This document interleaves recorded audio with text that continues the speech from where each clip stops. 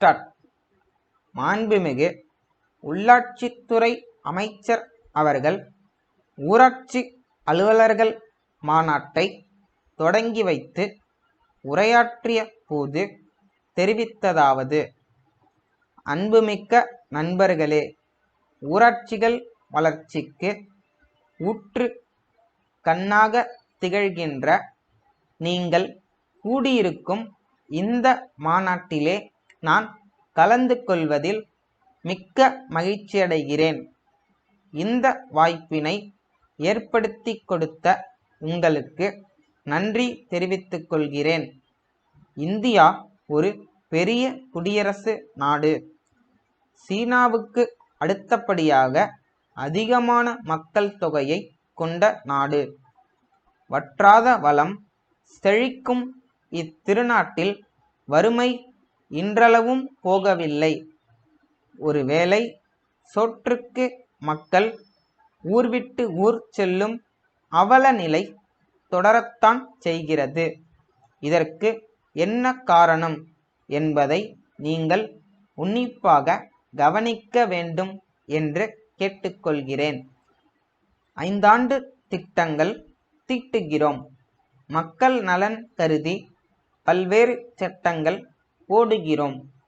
இருந்த போதிலும் அவற்றின் பயன்கள் நாம் முழுமையாக எட்ட முடியவில்லையே. இதற்கு என்ன காரணம் என்று ஆராய்ந்து பார்த்தால் நாம் எதிர்பார்த்த அளவுக்கு கிராமப்புறங்கள் வளர்ச்சி அடையவில்லை என்பது தெளிவாக விளங்கும்.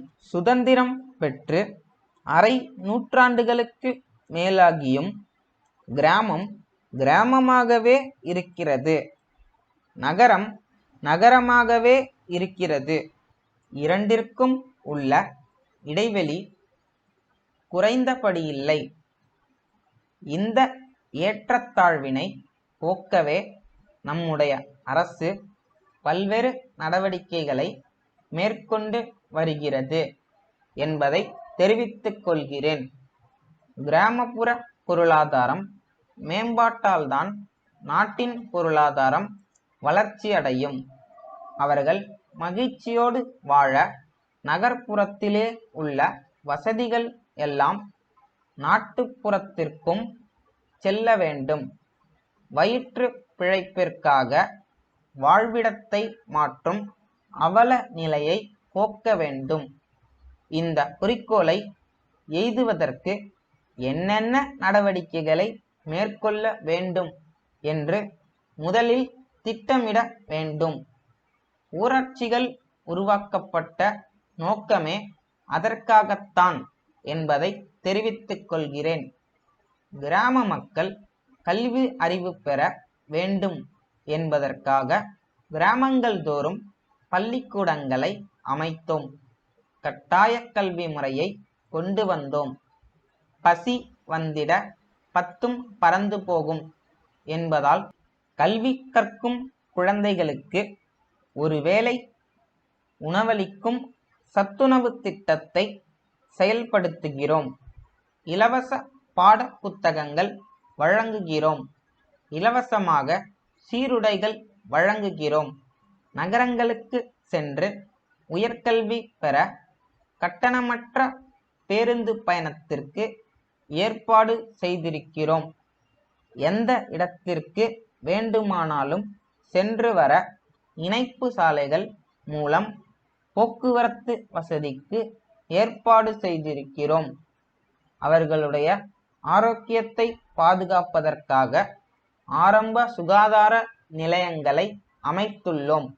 அவர்கள் சிறப்பு சிகிச்சை பெறுவதற்காக வல்லுநர்களை கொண்ட நடமாடும் மருத்துவமனைகள் செயல்படுகின்றன.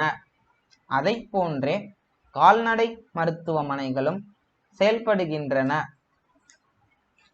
மேலும் அரசு என்ன செய்யலாம் என்று நீங்கள் கருதுகிறீர்களோ அதை தெரிவித்தால் உரிய நடவடிக்கை எடுக்க ஏற்பாடு செய்கிறேன் என்று கூறி விடைபெறுகிறேன். ஸ்டாப்.